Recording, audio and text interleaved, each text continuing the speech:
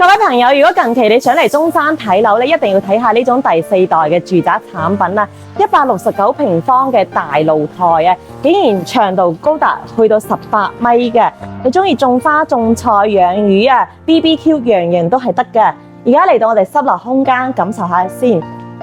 呢個客廳係咪非常之奢華大氣呢？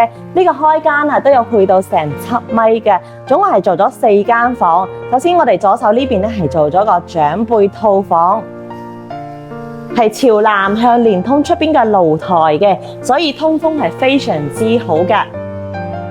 再到呢邊咧就係我哋一個餐廳位啊，餐廳旁邊仲有個窗台嘅，使到成間屋咧係形成南北對流，非常之通風嘅。而家嚟睇下我哋呢個廚房，廚房嘅話交標都係相當 OK 嘅。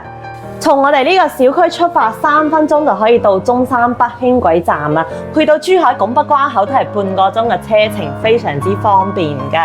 而且我哋周邊有山姆啦，同埋大信新都會、富日城商場都係非常之近嘅。呢邊總共有3間房，呢個第2間房同樣都係連通出邊嘅露台嘅。第3間房係朝北向，可以作為一個小朋友房啦。而家嚟睇下呢個就係主人套房啦。呢個主人套房嘅採光係相當正嘅，270度嘅採光嘅。再到洗手間可以擺翻一個大浴缸俾你嘅。